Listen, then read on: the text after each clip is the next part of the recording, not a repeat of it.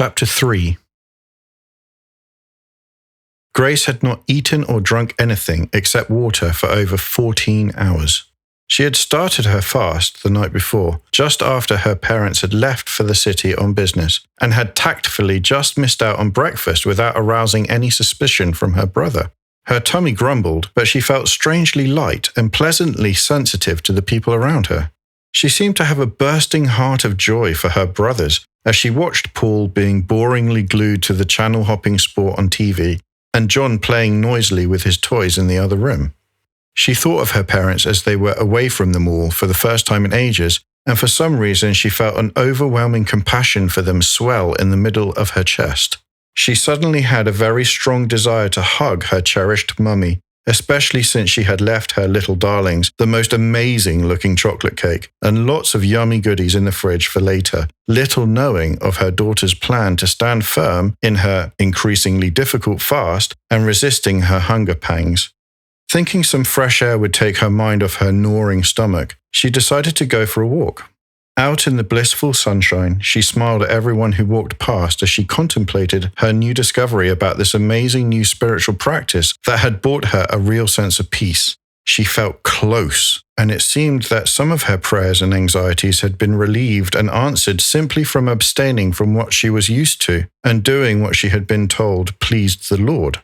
Oh, the Lord! She had a large surge of love in her heart when she thought of the name Jesus, and without really understanding, perceived him to be nearby, closer than she had ever noticed before. She also discovered that she had a heightened sense of awareness to other people's needs or concerns, and she grasped that wisdom was helping her answer their seeming problems as she enacted make-believe scenarios in her head of her chatting with them to try to help them. Yes, she was feeling very inspired. The day passed by fairly uneventfully otherwise. She decided to get creative and write in her journal about her experiences so far, carefully documenting everything she could think of so that she could remember this special day clearly. She very much enjoyed writing and felt free as she did so. It gave her great pleasure to dance with the English language and play with words in satisfying ways. Though she couldn't realize it yet, it was a wonderful gift from the Lord for the future time when she must write down everything she was to hear from her special messenger, who was coming very close to breaking through the second heaven and into the dimension of the material realm. She suddenly became tired of her work, though, fatigued with hunger as supper had come and gone. She now didn't feel too good, so she decided to go to bed early, making her story consistent with her older brother, who had noticed that she had been pretty much avoiding them and that she hadn't eaten that day in his presence, especially that delicious cake he and John had gorged on, and had come in to check on her. He left satisfied and let her get the rest she said she needed. She then fell into a deep sleep, where the Lord stirred a very strange vision in her dreams. She became aware that she was on quite a nice-looking, tidy council estate, with sportswear-attired, capped and blinged delinquents, chavs all around her, continually trying to sell her pharmaceuticals and other paraphernalia. When she refused them, they simply tried to shove them into her pockets against her will, to her distress. As this was happening, there were very strong athletes running past in Olympic clothing all over the council estate, rejoicing in their health. But then when she looked closer at their faces, they were simple and retarded in the face, in spite of their athleticism. Their bodies were classically beautiful, but their faces were what most people would call ugly. But more than that, they looked obviously handicapped. Then a bus suddenly came onto the estate, and the delinquent chavs, the runners, and Grace herself all got onto it. She felt like she had been on the bus for a long while, but when they finally arrived at the destination, she got frustrated as she was at the back of the bus and felt like she was waiting around too long for people to pile off quickly enough.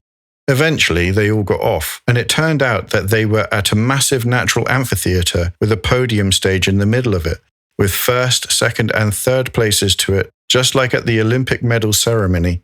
She then noticed that there were already millions of the retarded athletes on the podium stage rejoicing in their physicality and confident in their ability.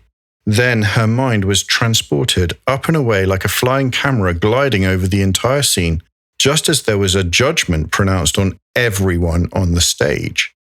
Immediately, the ground under the stage opened, like the final scene at Mordor when the hobbits had destroyed the ring and the ground swallowed up all of the orcs, and the athletes were all falling helplessly into the large, terrifying hole, where they somehow strangely turned into poverty-stricken young black Africans and were then filed away like sardines into the sides of this gigantic hole in tightly packed drawers, which she instinctively knew this to be an eternal fate for them all.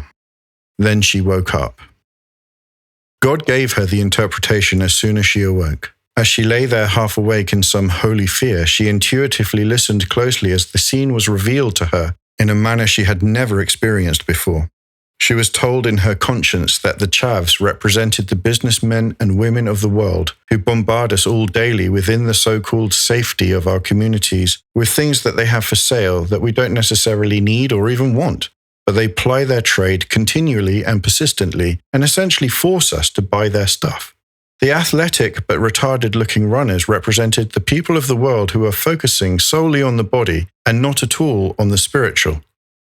They are strong in the world and have health and wealth, but they are beyond simple in terms of the spiritual war and God's kingdom to the point of utter retardation.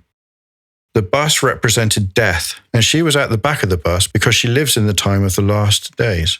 Her frustration on the bus was because she simply instinctively wanted to see the day of judgment come, for justice to be served, and for the Christ to be glorified, unlike everybody else on the bus who was reluctant to get off it.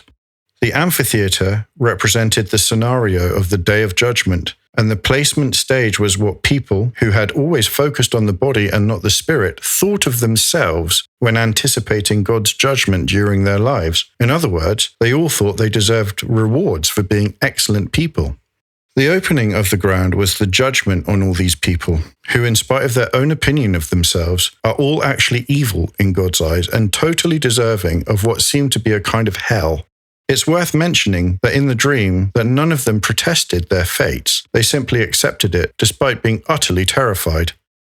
The poverty-stricken African youth's transformation represented not only their spiritual poverty, but also who they had neglected their whole lives by default in favor of bodily success. And now they had themselves become the victim that they had refused to help.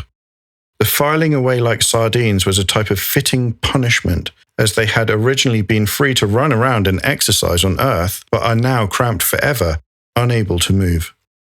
It was a lot for an 11-year-old girl to take in, but she handled it with a newfound maturity. Never before had God ever spoke to her in such a manner, and she knew it was probably something to do with her fast. Her stomach groaned loudly as she hungrily thought about the coming breakfast when she had decided all the way back on Friday evening that she would eat again. Thanks to the recent dream, she remembered the children she had read about in poorer countries who have to go for days without food, and it helped her greatly. Glancing at the clock, it was only 1:38 a.m. Time to go back to sleep if it were even possible, what with such excitement. The dream replayed over in her head once she had shut her eyes, and she greatly wondered about it. It was so vivid.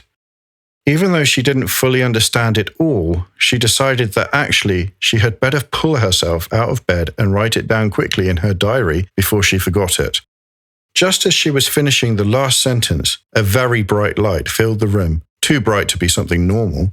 She greatly feared and ran under the safety of the bed covers, where even there the great brightness penetrated. She heard the audible words, "Do not fear, sweet child, who is so precious to the Lord." And due to a sudden feeling of ecstatic peace that seemed to emanate from the source of light, she found the courage to peek out and see what on earth was happening.